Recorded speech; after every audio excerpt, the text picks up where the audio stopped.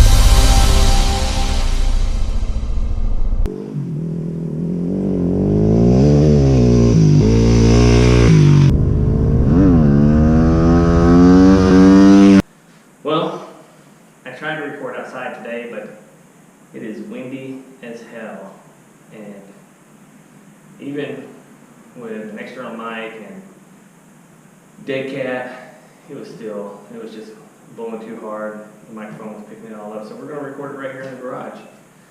So this is my review of the WR250R. It is a 2017 that I bought last year. I have a little over 8,000 miles on the bike, and I have really enjoyed the bike.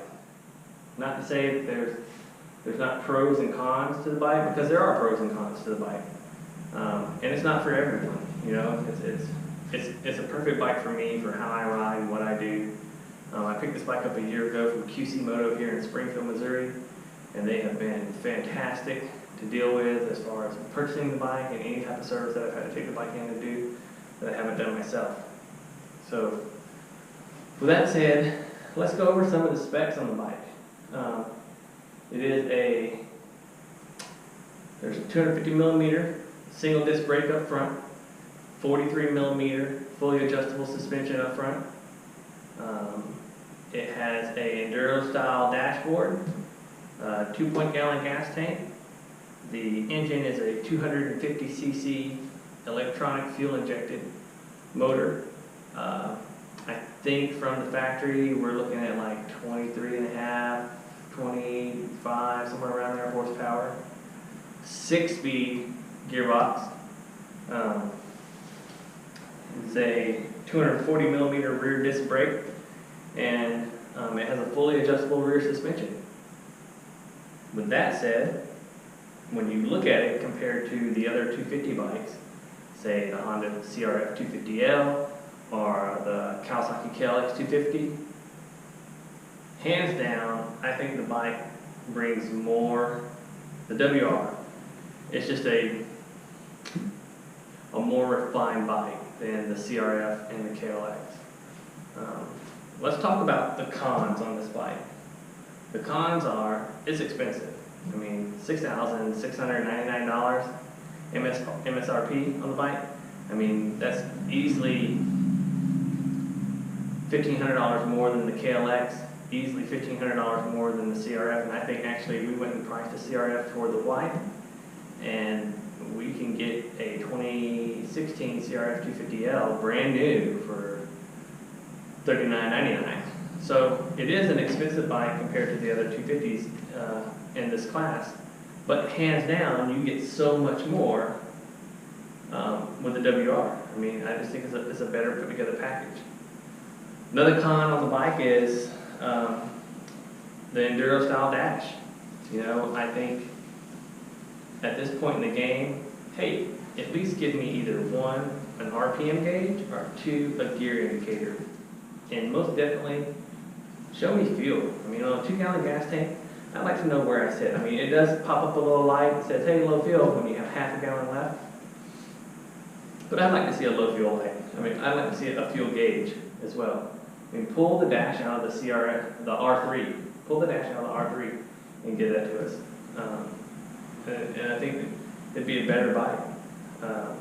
Another con that I have about the bike is the brake lever on the over here off the right side of the bike. You literally have to pick your foot up off the peg to step on the rear brake. I mean, there's no getting around, you know, just lifting your foot up and putting it on there. You have to really pick it up and put it on there. That brake leather needs to come down just a little bit. I mean, if they angled it down maybe 7 degrees more, you know, or between 4 to 7 degrees, it'd be easy for you to get your foot over it. Let's see, other cons on the bike. I think that's about it. I mean, that I can list. I mean, for myself. The pros are, I mean, it comes fully loaded. It's a fully loaded packaged bike, so it's a great bike out of the box for what you want. For me, being a taller rider, you know, I had to do some bar risers, and I went with aftermarket bars to get a really comfortable position for me. So that's one of the mods that I've done to this bike is I put some Pro Taper contour bars on the bike and some Pro Taper universal mounts, which actually brought the bike, you know, the bars about an inch up higher. Feels really comfortable there. I've done Zeta handguards with integrated LEDs, power mad mirrors. I've done the AIS block off on the bike. I have done the airbox flapper mod. I vented the airbox door, and I cracked open the factory exhaust and opened it up a little bit, drilling some holes in it, and the catalytic converter part of it. So that's all I've done really to the bike to make it perform better for me. I noticed some pickup in it. It's got a little more grunt in the low end. I would love to do a full exhaust system, an FMF PowerCore 4 or Q4 with a power bomb or mega bomb header and a programmer. But I mean, that's almost $1,000 to do on this bike. I think with the PowerCore 4, mega bomb header, and the FMF programmer, I'm looking at like $800 something. If I go to the Q4, add another $100 to that.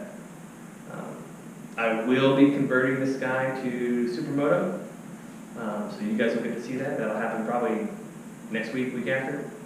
That's when I'll do the conversion to the Sumo for it.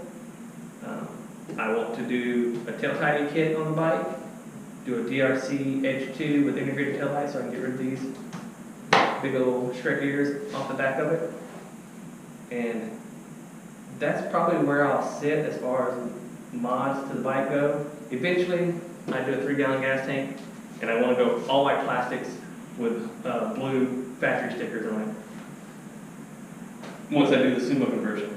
But I'm not going to do the plastics until I do an exhaust system, because right now I have the spark arrestor out, and it's kind of melting the black plastic back here, or discolored it, I should say. It's discolored it. I really love the bike. It's been a fantastic bike for me. I do wish that there was a little more power to it, so if Yamaha ever does a WR250R, I'll be all over it. But the way it looks now is I'll convert this guy to Sumo, and eventually I will get a bigger Supermoto. I am looking at a Husqvarna 701, or if SWM is bringing in their bikes to the States, which they should be with the pricing for the US. I will be picking up a SWM SM650 or 500R, which are really great Supermotos from the factory. And I don't know if any of you guys know who SWM is. They're a motorcycle company, an Italian motorcycle company from the late 70s, early 80s. And they kind of phased out. But what happened is when KTM bought Husqvarna and moved Husqvarna from Italy to Austria, there was this big old Husqvarna plant with all the stuff sitting there left empty. So an Asian company came in and bought it and revitalized or resurrected the SWM brand, and they're making bikes over there. So they will look like the old Husky TE bikes, so they're like the TE 500 and things like that. That's what these bikes will look like. But they're beautiful bikes, they're well priced. I think you can get to a SWM 500R, you know, Supermoto, factory Supermoto R, street legal here in the US, and I think the price on those is $7,000, which is not bad because that's what I paid for this guy, and he's at $250, you know. But enough about that.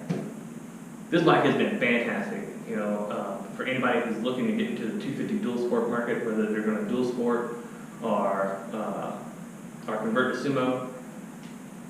Hey, this bike is a fantastic bike to do it with. It's more expensive than the CRF and the KLX, but you get so much more with this bike. You know, I heard somebody mention, hey, I can't do wheelies on a WR with a stock gearing. I'm like, I haven't changed the gearing on my bike. I'm still running the stock gearing, and it clutches up second all day long. So I don't know what they're doing wrong.